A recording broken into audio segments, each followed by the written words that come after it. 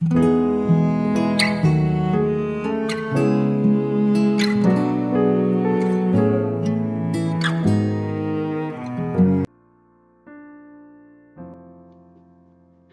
shalom saudara yang dikasihi Tuhan Yesus.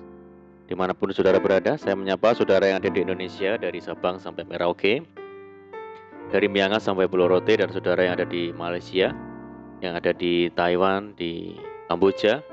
Senang sekali berjumpa kembali menjumpai saudara semua. Saya percaya kita semua tetap dalam kasih dan perlindungan Tuhan kita, Yesus Kristus.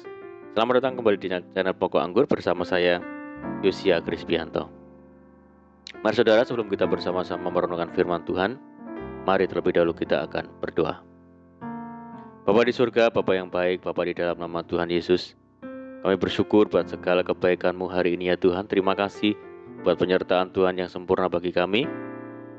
Dan saatnya kami rindu untuk merenungkan firman Tuhan. Ajar kami ya Tuhan, untuk mengerti dan memahami segala rencana Tuhan bagi kami. Mari ya Tuhan, buka rahasia firman-Mu saat ini, dan terangi hati kami dengan firman-Mu. Terima kasih Tuhan, ini doa kami hanya di dalam nama Tuhan Yesus Kristus kami berdoa. Amin. Puji Tuhan. Baik saudara, kita akan membaca di dalam Maleakhi 3 ayat yang ke-7. Sejak zaman nenek moyangmu, kamu telah menyimpang dari ketetapanku dan tidak memeliharanya. Kembalilah kepadaku, maka aku akan kembali kepadamu. Firman Tuhan semesta alam. Tetapi kamu berkata, dengan cara bagaimanakah kami harus kembali? Saudaraku, adalah mutlak untuk kita mengucap syukur dan berterima kasih kepada Tuhan. Sebab jika hari ini kita masih bisa bernafas, bangun pagi dengan tubuh yang sehat dan beroleh kesempatan untuk menikmati berkat-Nya di hari ini semata-mata karena anugerah Tuhan semata. Marilah kita flashback sejenak tentang hari-hari yang kita lewati kemarin, saudara. Adakah kita telah banyak melakukan kesalahan atau melanggar firman Tuhan? Tidak perlu kita larut dalam penyesalan yang berkepanjangan.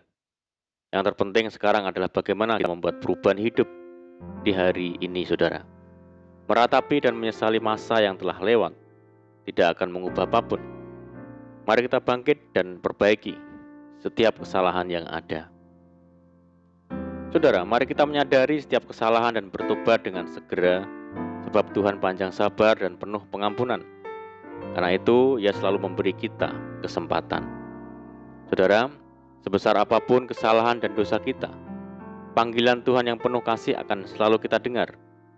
Firman Tuhan berkata, kembalilah kepadaku, maka aku akan kembali kepadamu. Firman Tuhan semesta alam. Ingat saudara, hanya Tuhanlah yang dapat memberi kita kesempatan untuk mengubah hidup kita. Sebab kasih-Nya akan selalu mengejar kita dari waktu ke waktu dan dimanapun kita berada. Hari yang baru ini memberi kita selembar kertas kosong. Satu lembar kehidupan yang masih belum terisi dengan catatan. Tentunya apa yang akan tertulis di lembaran kosong ini sangatlah tergantung bagaimana kita mengisi hari ini, saudara. Bagaimana perbuatan dan perkataan kita. Bagaimana kesungguhan kita dalam beribadah. Kesungguhan kita di dalam melayani Tuhan. Bagaimana respon hati kita terhadap masalah dan sebagainya. Saudaraku, ada kata bijak yang menyatakan bahwa kesempatan tidak datang untuk kedua kalinya. Oleh karena itu, jangan pernah sia-siakan setiap kesempatan yang ada. Banyak orang yang menyesal begitu rupa saat kesempatan itu tidak digunakan dengan baik. Yang ada tinggallah penyesalan. Tuhan memberikan kesempatan kepada orang-orang di zaman Nuh selama 120 tahun untuk bertobat. Tetapi mereka tidak mempergunakannya dengan baik. Dan akhirnya penyesalan pun tiada guna. Dan saat Tuhan menenggelamkan bumi dengan air bah, binasalah mereka semua kecuali Nuh dan keluarganya yang selamat. Begitu juga seluruh penduduk kota Sodom dan Gomora yang di bumi hanguskan oleh Tuhan. Selama masih hidup, mereka menyia-nyiakan kesempatan yang ada dan tetap hidup di dalam dosa. Juga kisah orang kaya dan Lazarus. Saat di dunia, si kaya hidup dalam gelimang harta.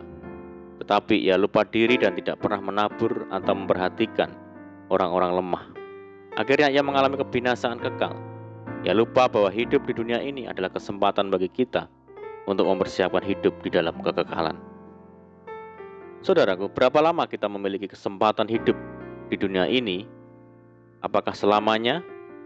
Dalam Mazmurnya, Daud berkata, masa hidup kami 70 tahun, dan jika kami kuat 80 tahun, dan kebanggaannya adalah kesukaran dan penderitaan. Sebab berlalunya buru-buru dan kami melayang lenyap. Menyadari bahwa kesempatan itu sangatlah terbatas, Daud pun berdoa, ajarlah kami menghitung hari-hari kami sedemikian, hingga kami beroleh hati yang bijaksana. Jadi tugas kita menemukan kesempatan dalam setiap situasi yang ada. Sebab jika hidup ini berakhir, tidak ada lagi kesempatan untuk bertobat, saudara. Sudah mati, tidak ada lagi kesempatan untuk berbuat baik bagi diri sendiri atau sesama. Sehingga Raja Salomo menasihati, segala sesuatu yang dijumpai tanganmu untuk dikerjakan, kerjakanlah itu sekuat tenaga, karena tidak ada pekerjaan, pertimbangan pengetahuan, dan hikmat dalam dunia orang mati. Kemana engkau akan pergi? Saudaraku, selagi Tuhan memberi kesempatan, mari kita gunakan sebaik mungkin supaya tidak ada penyesalan di kemudian hari. Amin, puji Tuhan. Mari kita berdoa.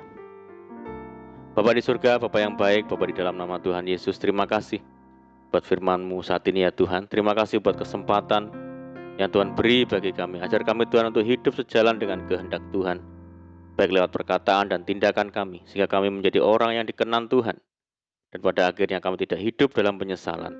Tuntun kami ya Roh Kudus, mampukan kami.